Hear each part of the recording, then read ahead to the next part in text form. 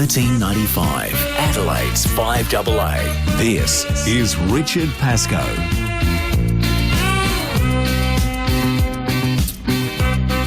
Thank you for joining me at 3:04 here on FIVEaa. We're in the last hour now.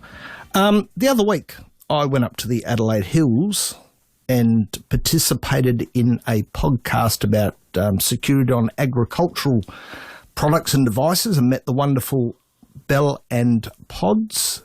So we thought we'd get them on the show today. But, as usual, they need some music.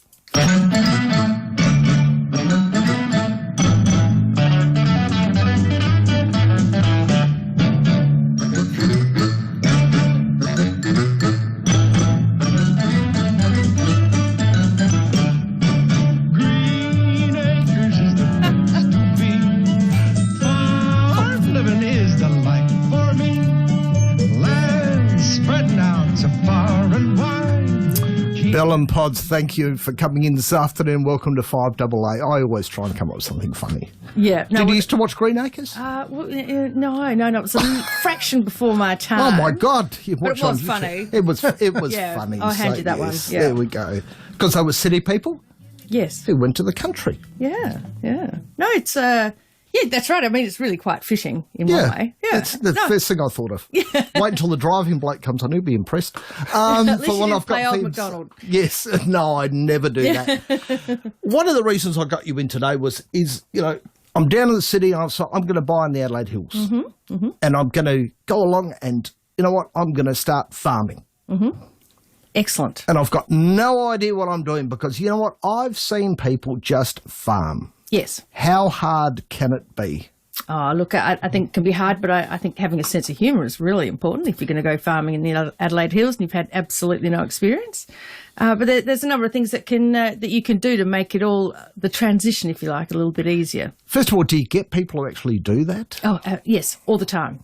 All the time. And we encourage it. Anybody who wants to come and enjoy a farming lifestyle in the Adelaide Hills or anywhere in Australia, it's wonderful. We need more people to connect with agriculture. Because it's not that far away, the Adelaide Hills. No, I think it took us 25 minutes to get here. Yeah. It's fabulous. And you're up at?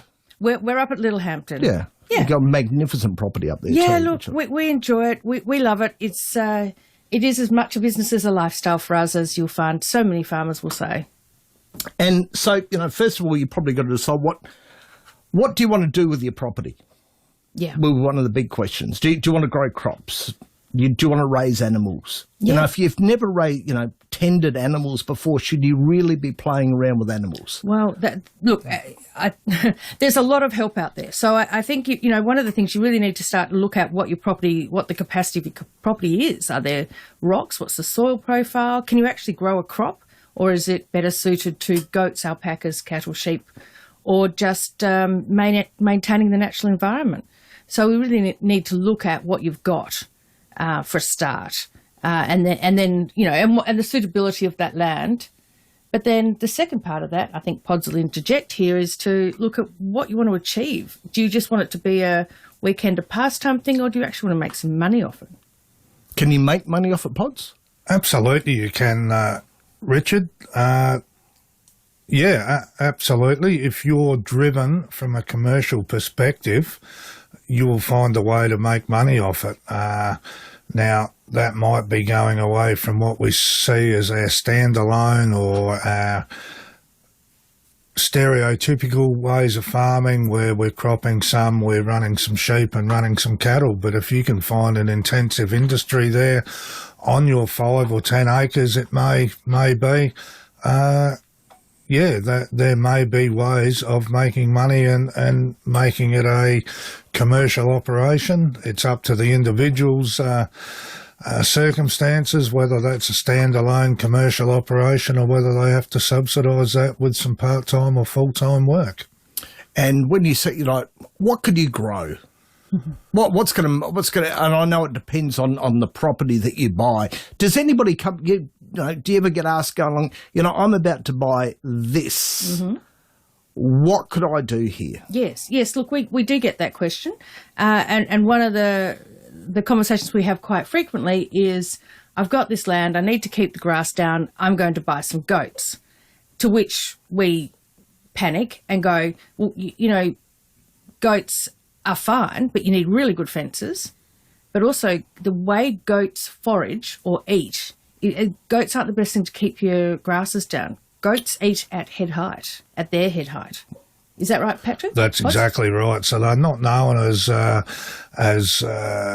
typical graziers, Richard. They are selective in their grazing techniques, and as Belle alluded to, they pretty much like to graze at chest to head high rather than right down on the soil surface. So they're not suitable. If you want them as grass lawnmowers, goats are not your thing. Can I just say, Prospect Council, you just might want to just listen in on that conversation after that, because they're talking about somebody renting goats out to keep stuff down, so we don't have to poison anybody. So always pays to get advice, Prospect Councel. If you want to ring in, 8223 0000 on the goat controversy we've got now, which is great. Yeah. Well, the other thing we say with sheep, those people who say they want sheep as lawnmowers just to keep the grasses down, we say we really must think about your fences again, because most shedding sheep will scroll or move along the fences to get rid of their hair.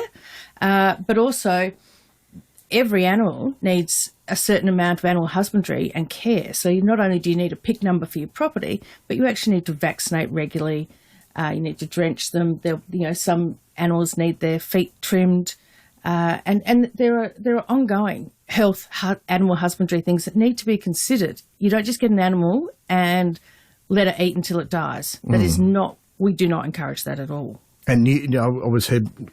I watched. I don't know if you've seen it. Clarkson's Farm, which is on Amazon, which is where Jeremy Clarkson from Top Gear starts.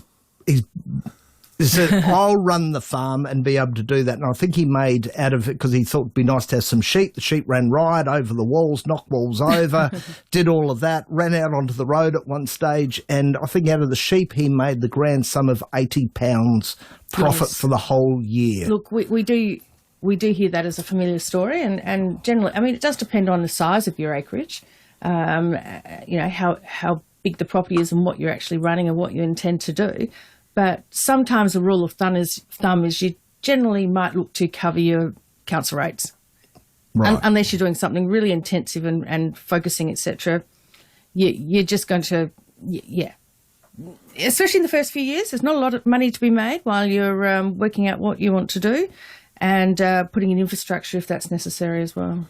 And that's where prior planning comes into it too, Richard. If you can identify that the fences aren't up to a standard, for example, and if you are wanting to run any sheep at all, before buying the sheep, I think some money, time and energy has to be put into those fences, whether they be repaired to a standard, whether they be replaced.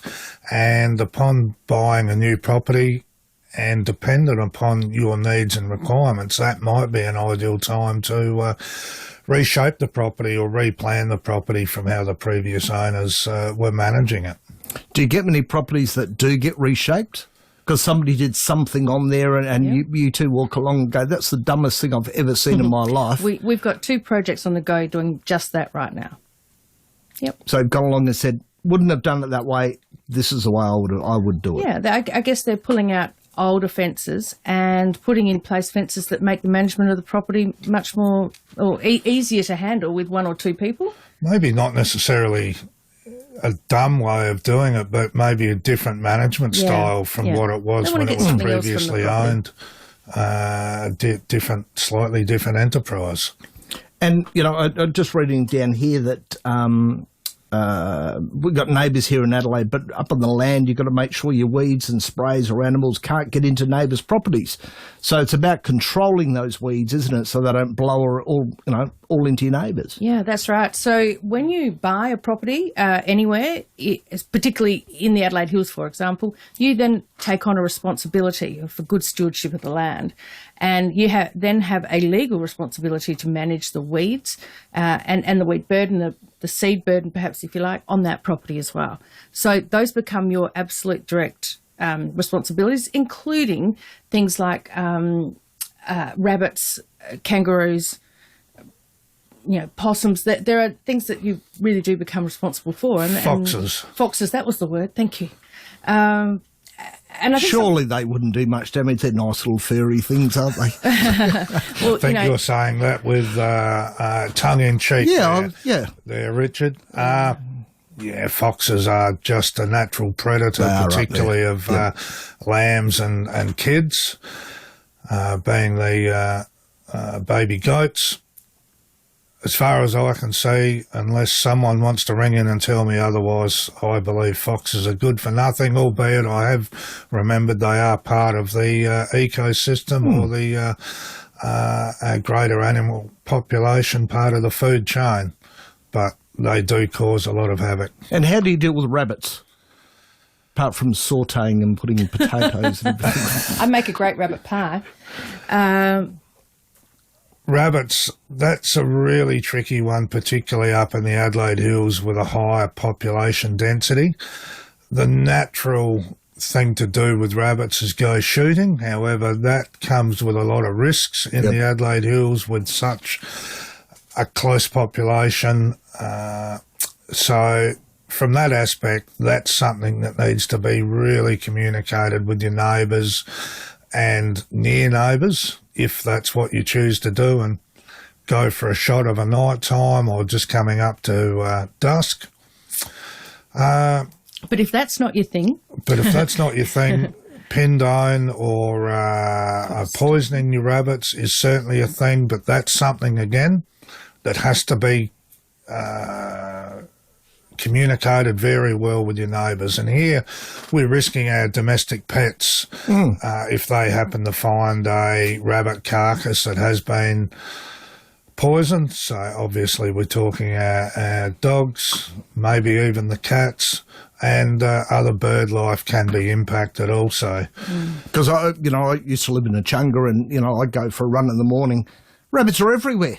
Yes. They're absolutely... So it's generally a 2 or 3 pronged approach when you're getting rid of rabbits. You can do a pindone program. You can shoot them if that's your thing. We can get someone to shoot them, but you really need to destroy the burrows as well. You can poison with phostoxin. That's a S7 chemical that comes in tablet form, Richard. That can only be administered by someone with the correct licensing. That is right. And the other option is if you do have a tractor and a ripper, you can rip burrows. That's limited because it is limited by the accessibility of your tractor and ripper to get to burrows. Sometimes burrows are under great big heaps. They can be well and truly in under trees. Blackberry could be blocking it, what have you, and accessibility with a tractor. We got a question. Hello, Prue. Hello, Richard. How are you? I'm good, thanks.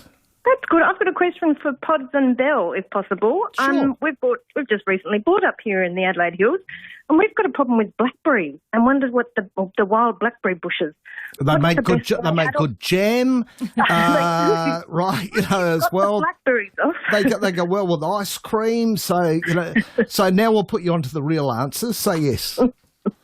Thank you very much for your call, Prue, and good afternoon to you. Hello. Blackberries is a bugger of a weed in the Adelaide Hills, laying dormant at the moment, but just coming out of their dormancy, more so the recommended time frame to be spraying and attacking your blackberry is November through to April. So October the 3rd we are today. I'd be holding off another month. They'll come out of dormancy, and then it'll be a good time to spray.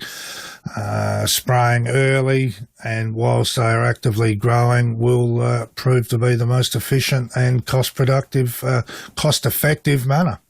And so give it a couple of goes or just the once?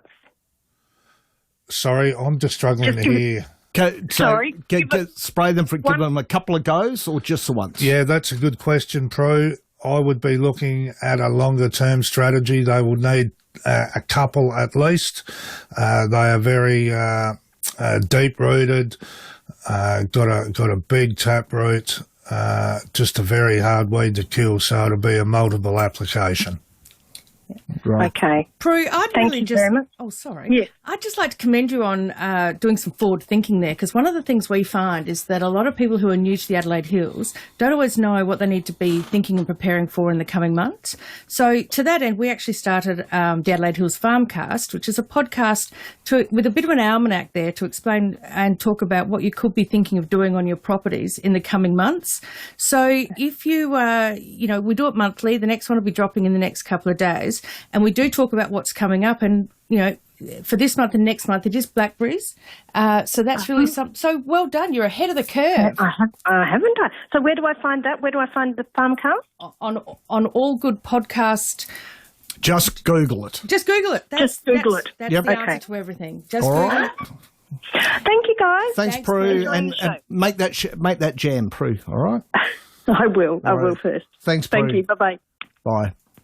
Thanks very much for coming in, guys. I really appreciate it. Where can we find out more about you? We've just said it once, but let's do it again. Okay, so there's a couple of ways, but the best one is to head to our website, AdelaideHillsFarmServices.com.au, or you can Google our podcast, which is Adelaide Hills Farmcast, found on anywhere you'll be able to look at, or you can just Google Pods. You'll be amazed what you'll come up with. There we go. Thanks very much for Thank coming you. in, and looking forward to getting you back in again. We'll Thank talk you some very much, different things. All Richard. right? You're welcome. No worries. Thanks, guys. Have a good rest of the Monday. We're going to go to a short break and be back with your calls here on 5AA 320.